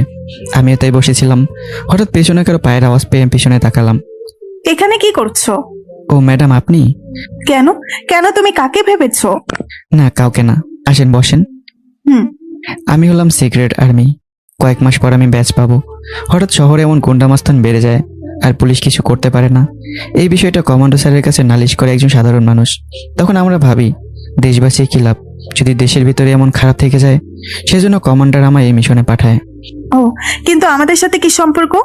আমাদের কাছে যে নালিশ করেছিল সেটার কেউ না, সেটা তোমার বাবা। আর তার জন্যই তোমাদের পরিবারকে রক্ষা করতে আমি তোমাদের পরিবারেই ঢুকেছি। ও, কিন্তু মনি, বিশ্বাস করো, আমি কোনো খারাপ চাইনি তোমার পরিবারের। ওই জলিল আর খলিলকে কে খুন করছে? আমি। ওরা দুজন টনির 2 হাত ছিল, তাই তার 2 হাতকে কেটে দিয়েছি। এবার সোজাসুজি টনিকে টার্গেট। কিন্তু রকি, টনের অনেক ক্ষমতা, ওর সাথে কি তুমি পারবা? যেদিন থেকে আমি আর্মি হওয়ার স্বপ্ন দেখেছি সেদিন থেকে নিজের জীবনের মায়া ছেড়ে দিয়েছি। আমি জানি জয় তোমারই হবে, কারণ তুমি সঠিক পথে আছো। হুম। অনেক রাত হলো, চলো ঘুমাবে। রকি এসে পড়ো, খাবার রেডি। আসতেছি, চলেন ম্যাডাম। চলো। তারপর মনি আর আমি ওখান থেকে উঠে ভেতরে চলে গেলাম। ভেতরে গিয়ে খেতে বসলাম। এত রাতে বেশি কিছু করতে পারলো না, শুধু ডিম চপ করেছে। এত রাতে বেশি কিছু করা সম্ভব হলো না। আরে স্যার, এটাই তো অনেক অনেক অনেক শুক্রিয়া। মনি ম্যাডাম, রান্না কেমন হয়েছে? হেব্বি হেব্বি সুন্দর। আজ প্রথম এমন খাবার খেলাম। কে রান্না করছে স্যার? আমার স্ত্রী। খুব সুন্দর। তারপর আমরা খাওয়া দাওয়া শেষ করলাম, এরপর ঘুমিয়ে গেলাম। মাটির ঘর, মাটির বিছানা। মনির একটু সমস্যা হচ্ছে, কিন্তু আমার সমস্যা হলো না, কারণ আমার গ্রামে থেকে অভ্যাস আছে। আমি আরামে শুয়ে পড়লাম, কিন্তু মনি পাশের রুমে ঘুমাতে পারছে না। মনি রাজুর স্ত্রীর কাছে ঘুমিয়েছে, আর আমি রাজু আর সেই পিচ্চিটার সাথে ঘুমিয়েছি। মনির কিছুতেই ঘুম আসলো না। অনেকক্ষণ পর ঘুম আসলো। এক ঘুমে সকালে আমি উঠে সোজা গাড়ির কাছে গেলাম। তারপর সেখান থেকে রাজুকে সাথে করে নিয়ে মেকানিকের দোকানে গেলাম, আর তাকে ডেকে এনে গাড়ি সারিয়ে নিলাম। গাড়ি ঠিক হওয়ার পর রাজুর বাসার সামনে গাড়ি নিয়ে চলে এলাম, কিন্তু এখনো মনির ঘুম ছুটলো না।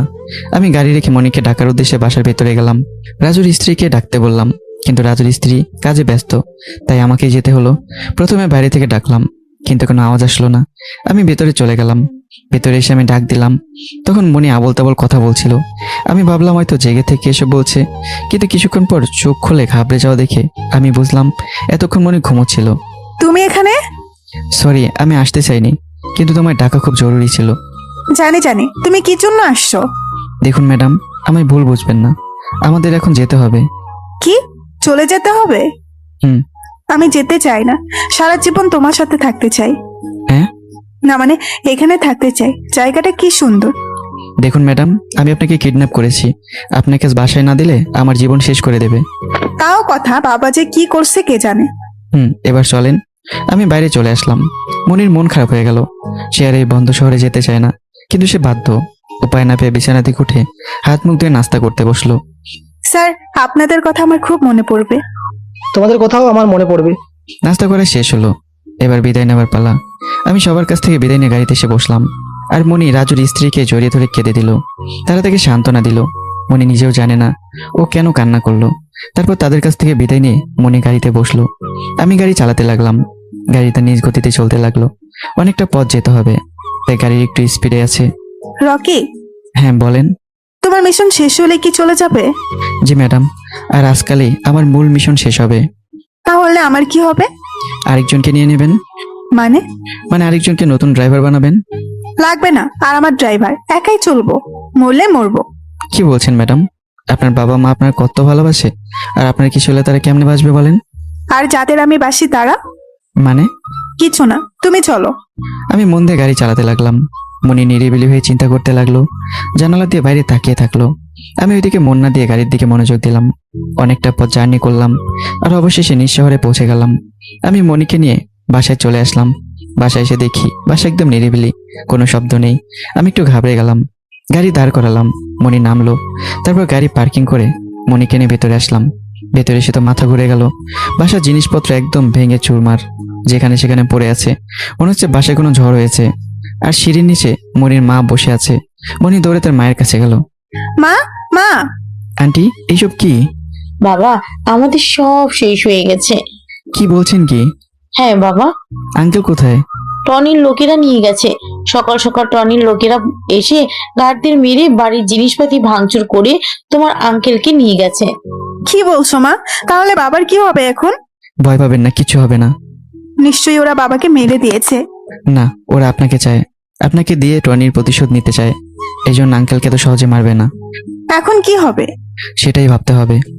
রকি, প্লিজ বাবাকে বাঁচাও। আমি থাকতে স্যারের কিছু হবে না। চলো আমার সাথে। আর আন্টি, আপনি ঘর থেকে বের হবেন না, যে কোনো সময় আপনার উপর হামলা হতে পারে। তারপর আমি আর মনি বাইরে চলে আসলাম। গাড়িতে বসে গাড়ি টান দিলাম। গাড়িতে থেকেই কন্ট্রোল রুমে ফোন করলাম, আর মামুন সাহেবের নম্বর ট্র্যাক করতে বললাম। কিছুক্ষণ পর মামুন সাহেবের বর্তমান ঠিকানা বলে দিল তারা। এবার আমি কমান্ডারের কাছে ফোন দিলাম। কমান্ডার তাদের ফোর্স নিয়ে আসছে। মনি, আমার একটা কথা রাখবেন? কি? আমি যে আর্মি এটা কাউকে বলা যাবে না যতদিন না আমি ব্যাচ পাচ্ছি, কারণ আমি সিক্রেট আর্মি। আর তুমি আমার বিষয় জেনে গেছো, এটা কমান্ডো জানতে পারলে আমার চাকরি নিয়ে টানাটানি হবে। তুমি নিশ্চিত থাকো, কাউকে বলবো না। হ্যাঁ, তোমার প্রতি আমার বিশ্বাস আছে। আর সেটার অমর্যাদা করব না আমি জানি। হুম। আমি গাড়ি চালাতে মন দিলাম। এদিকে কমান্ডো তার ফোর্স নিয়ে রওনা দিল। কিছুক্ষণের মধ্যেই আমি টনির আস্তানায় চলে আসলাম। এক বিশাল বাড়ি, বাড়িটা বেশ পুরনো, কাকশিল কবুতর উড়ছে। আমি গাড়ি থেকে নেমে আস্তে আস্তে সামনে এগোতে লাগলাম। পেছনে মনি আমাকে ফলো করলো। বাড়ির ভেতরে আসতেই এক ঝাঁক কবুতর উড়ে গেল। তারপর বাড়িটা যেন নিস্তব্ধ হয়ে গেল, কোনো আওয়াজ নেই, চারদিকে থমকে আছে। হাঁটতে হাঁটতে বাড়ির মাঝখানে চলে আসলাম। তখন সামনে তাকাতে মামুন সাহেবকে দেখতে পেলাম, একটা চেয়ারে বাঁধা। আমি দৌড় দিলাম, সাথে মনিও। আমি দৌড়ে এসে দড়ি খুলতে যাব, এমন সময় পিছন থেকে কে যেন এসে আমার মাথায় সজোরে আঘাত করলো। আমি মাথা 2 হাত দিয়ে চেপে বসে পড়লাম। সঙ্গে সঙ্গে কপাল বেয়ে রক্ত পড়তে লাগলো। আমার চোখের সামনে সবকিছু যেন ঝাপসা হয়ে যাচ্ছে। মনি আমার দিকে তাকাতে জোরে চিৎকার দিল আর দৌড়ে এসে আমাকে ধরে তার কোলে মাথা রাখলো। রকি, রকি, এই রকি, রকি, কথা বলো। রকি এখন আরাম ফরমাচ্ছেন ম্যাডাম, ততক্ষণ আপনি আমার সাথে একটু মজা করেন। শৈতান, তোকে আজ রকি ছাড়বে না। এই রকি যে এখন মাটিতে পড়ে আছে, কি ভেবেছিলে রকি আমার 2 হাত কেটে দিলে আমি দুর্বল হয়ে যাব? আরে আমি তেমন মানুষ নই, আমার দুর্বল পয়েন্ট কোথাও নেই। একবার যদি রকি উঠে না, তাহলে তোর 12টা বাজিয়ে দিবে। এখনো বিশ্বাস হচ্ছে না যে রকি আর নেই, ওর খেলা শেষ? এই কে কোথায় আছিস? রকির নাম নিশানা মুছে দে। আমি এই কথা শুনে উঠে দাঁড়াই আর শার্ট খুলে পেঁচিয়ে পেঁচিয়ে মাথায় বাঁধলাম আর সামনে এগোতে লাগলাম। মনি মানা করলো, কিন্তু আমার কোনো পথ খোলা নেই। আমার মাথায় আঘাত পড়াতে আমার শরীর আগেই শেষ হয়ে গেছে, তাই কয়েকজনের সাথে টক্কর দিলেও বেশিক্ষণ টিকতে পারলাম না।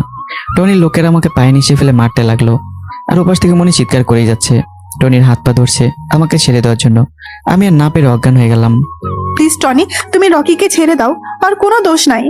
তাহলে ময়না পাখি, তোমায় আমার সাথে থাকতে হবে, আমি যে তোমায় ভালোবাসি। তোর মতো পাপির মুখে ভালোবাসার কথা মানায় না। রকের মতো সাহসী আর সৎ ছেলের মুখে ভালোবাসার কথা শুনলে আমি তার জন্য নিজের জীবনটাও দিতে রাজি। এই রকিকে উপরে পাঠিয়ে দে। না না, আমি রাজি, আমি রাজি। তুমি আমার সাথে যা করতে চাইবে তাতেই রাজি, শুধু রকির কিছু করো না প্লিজ। এই তো ময়না লাইনে আসছে, এই রকিকে ছেড়ে দে। আর ময়না পাখি, চলো আমরা দুজনে আলাদা রুমে যাই। হ্যাঁ, তা তো যাবে, কিন্তু আফসোস তোকে একাই যেতে হবে। কে? আমি ঘটক, তোর বিয়ে পড়াতে আসছি। পুলিশ আমার কিছু করতে পারেনি, আর আর্মিরা কি করবে? তুই মনে হয় ভুলে গেছিস, পুলিশ টাকার কাছে বিক্রি হলো, আর্মিরা কখনো বিক্রি হয় না। টাকার কাছে সব ফুস। ভুল, এবার দেখ তোর টাকা আর তুই কোথায় পৌঁছেছিস। অন্যদিকে আর্মি ফোর্স টনির এলাকার চারদিকে ঘিরে নিল। মনি দৌড়ে এসে আমাকে দাঁড় করালো। একজন আর্মি এসে আমাকে নিয়ে চলে গেল। মনি তার বাবাকে নিয়ে দূরে দাঁড়িয়ে রইল। টনির লোকেরা গোলাগুলি শুরু করলো, সাথে আর্মিরাও শুরু করলো। এদিকে মনি আর তার বাবা আড়ালে লুকিয়ে পড়লো। কিছুক্ষণ গোলাগুলি হওয়ার পর তা সমাপ্ত হলো। টনির সব লোক মরে পড়ে আছে, কিন্তু টনিকে কিছু করলো না। বল কিভাবে মরবি? দেখ, আমায় ছেড়ে দে, আমিও পরে তোদের ছেড়ে দিব। তুই বাঁচালে তো ছাড়বি? কমান্ডো তার বন্দুক থেকে কয়েকটা গুলি টনির বুকের ভিতর ঢুকিয়ে দিল। টনি মাটির সাথে মিশে গেল। এবার মনি আর মামুন সাহেব বেরিয়ে আসলো। ধন্যবাদ কমান্ড স্যার। ধন্যবাদ আমার না, আপনাকে দেওয়া উচিত। ধন্যবাদ, পুরো অধিকার রকির। এতদিন সে আমাদের রক্ষা করেছে, কিন্তু আজ সে নিজেই মৃত্যুর সাথে লড়াই করছে। স্যার, রকি কোথায়? আমি ওর কাছে যাব। কিন্তু না মা, রকির কিচ্ছু হবে না, ও হাসপাতালে আছে, চলো আমার সাথে। মনি তাদের সাথে হাসপাতালে চলে আসলো। এসে দেখে আমি শুয়ে আছি। মনি আর চোখের পানি আটকাতে পারলো না। আমার জ্ঞান ফেরার আগ পর্যন্ত মনি সেখানেই ছিল। জ্ঞান ফেরার পর আমার সাথে কিছুক্ষণ কথা বলে সে চলে যায়, কিন্তু মনি তার মনের কথা আমাকে বলতে পারলো না। বেশ কয়েকদিন পর আমি সম্পূর্ণ সুস্থ আর সরকার থেকে আমাকে ব্যাজ দিল। আমি একজন আর্মি অফিসার হয়ে উঠলাম। আজ আমি অনেক খুশি। আজ মনি ওইখানে আসছে। মনিকে দেখতে পেয়ে আমি দৌড়ে মনিকে জড়িয়ে ধরলাম। কংগ্রেস। ধন্যবাদ। জানো, এই দিনটার জন্য আমি কতদিন অপেক্ষা করেছি। আজ আমি খুব খুশি, খুব। আজকে কি তোমায় চলে যেতে হবে? হ্যাঁ, আজ থেকে ডিউটি। যাওয়া কি খুব জরুরি? কি বলছো? এটা আমার স্বপ্ন, আর এখন আমার স্বপ্ন পূরণ হয়েছে। যাবো না তো কি করব? ও, খুব ভালো থাকবে তাই না? হ্যাঁ, নতুন জীবন শুরু করব। খুব খুশি থেকো। হ্যাঁ, কিন্তু আজ তুমি এত ইমোশনাল হচ্ছ কেন? কই না তো। এবার যেতে হবে। বাই। রকি, হ্যাঁ বলো। আমি তোমাকে মিস করব। আমিও করবো মনি ম্যাডাম। বাই, নিজের খেয়াল রেখো। তুমিও। আমি মনির কাছ থেকে বিদায় নিয়ে চলে আসলাম। আর এদিকে মনির মনের কথা না বলতে পেরে মনির বুকটা ফেটে যাচ্ছিল। আজও সে মনের কথা বলতে পারলো না। আমি সবার থেকে বিদায় নিয়ে চলে আসলাম, আর মনি দু চোখের পানি ফেলতে লাগলো। মনির বাবা আসলো। তাই সে নিজেকে সামলে নিল। তারপর তারাও বাসায় চলে আসলো। রাতের খাওয়া দাওয়া করলো না, আর সারা রাত ঘুমাতেও পারলো না। সারা রাত সে কান্না করলো। সকালে উঠে ফ্রেশ হয়ে কলেজে যাবার সময় আবার আমার কথা তার মনে হলো।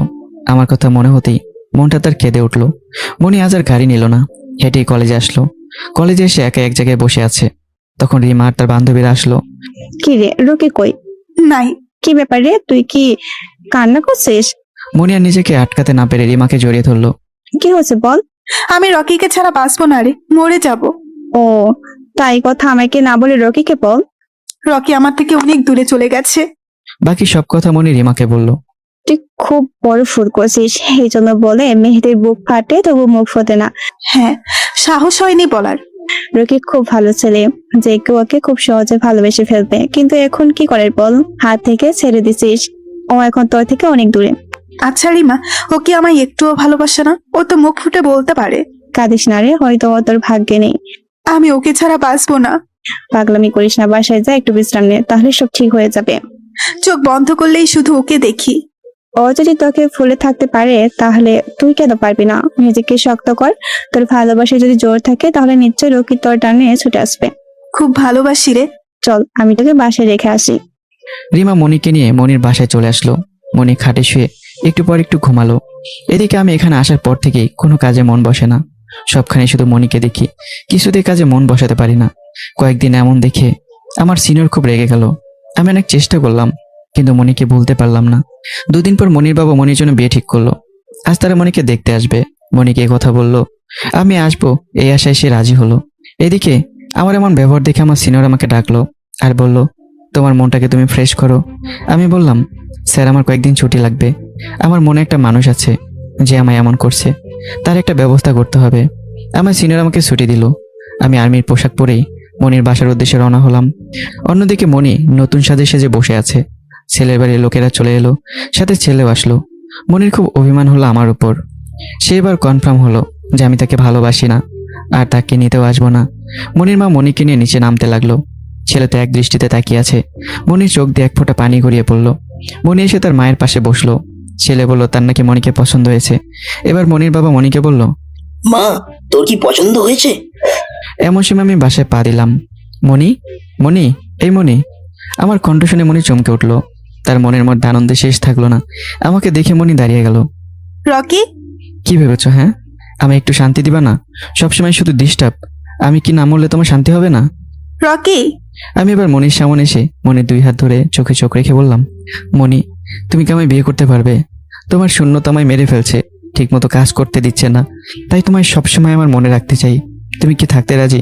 বিশেষ করে মনি, কখনো কষ্ট দিব না। জানি না কখন যে তোমায় ভালোবেসে ফেলেছি। আমায় কিছু বলতে দাও। আন্দাজে এসব কি বলছো? হ্যাঁ হ্যাঁ, বলো। আমি সব কথা সামনাসামনি বলি। আমি তোমায় বিয়ে করতে পারবো না, কারণ আমায় দেখতে আসছে আর আমি একে বিয়ে করব। একথা বলে মনি আমাকে শক্ত করে জড়িয়ে ধরে কানে কানে বলল, সারা জীবন কিন্তু তোমার ম্যাডাম হয়ে থাকবো। Okay madam. I love you Rocky. I love you too. বাবা, আমার এই পাত্রটা পছন্দ হয়েছে। হ্যাঁ হ্যাঁ, ওকে মা, তোর পছন্দ একদম কারেক্ট। দেখুন, আপনারা তো দেখলেন আমার মেয়ে সুখের জায়গা পেয়ে গেছে, আমি এতেই খুশি। তারপর ছেলে আর ছেলের বাড়ির লোকেরা আমাকে এবং মনিকে দোয়া করে চলে গেল। তারপর আমার আর মনির পরিবার মিলে অনেক বড় অনুষ্ঠান করে আমাদের ধুমধাম করে বিয়ে দিয়ে দিল। এখন মনি আমার বাসার ম্যাডাম। সারা জীবনের জন্য তাকে ম্যাডাম বানিয়ে নিলাম। তো বন্ধুরা, কেমন হলো আমার ম্যাডামটা?